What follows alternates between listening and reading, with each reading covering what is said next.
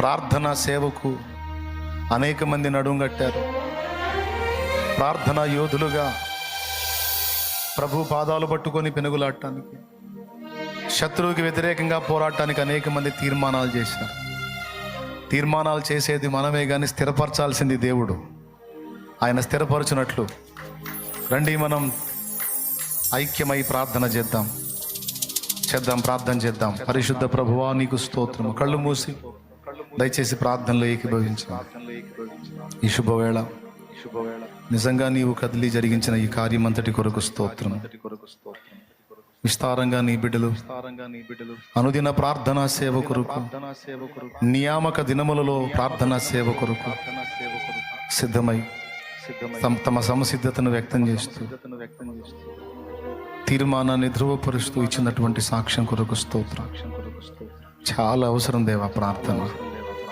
అందరూ ఉన్నారు నాయన, అన్ని రకాల పరిచర్య చేసే పరిచారకులు, సేవకులతో సహా ఉన్నారు. ప్రార్థనా యోధులు కరువయ్యారు. గుండె చాలా వేదనతో ఉంది దేవా.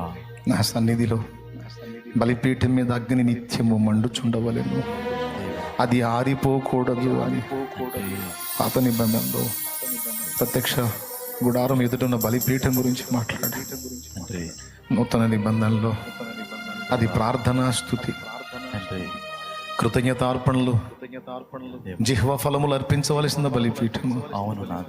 ఆనాడు ఆజ్ఞ ఆరకూడదు, ఈనాడు ఈ విజ్ఞాపన ధ్వని ఆగకూడదు. కానీ అలాంటి మొండి వ్యక్తులు, ప్రార్థన యోధులు ఏరి ప్రభువా, వారిని లేపు. కొంతమంది పోరాడుతున్నారు, వీరు చాలరు ప్రభువా, ఇంకా అనేక మంది యోధులు కావాలి అని ఆశించిన వేళ నీవు సిద్ధపరిచిన ఈ గొప్ప కార్యం కొరకు వందనాలు. తీర్మానించిన మా బిడ్డలను ఆశీర్వదించు. ఈరోజు వారి సమస్యలు అడగలేదు, వారి ఇబ్బందులు అడగలేదు, వారు పీడించబడుతున్న అప్పుల గురించి అడగలేదు, వారి శరీరాల్లో ఉన్న రోగాల గురించి అడగలేదు. నీ సేవ చేయాలని ఆశ ఉందయ్యా, నన్ను వాడుకోయ్యా అని అడుగుతున్నారు. నీ ప్రణాళిక ఏంటో నాకు చెప్పయ్యా, నిన్ను నీ పని చేయాలయ్యా, నన్ను నువ్వు పిలిచేలోపు నీ కోసం ఫలించాలయ్యా, నన్ను వాడుకోయ్యా అని అడుగుతున్నా. నీ పిల్లల్ని దర్శించు, ఆశీర్వదించు.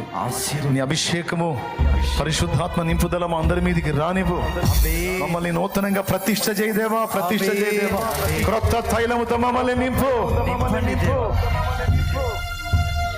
మేము పీడించబడుతున్న శోధనలన్నీ యేసు నామములో వదిలిపోవునుగా. ఆమేన్.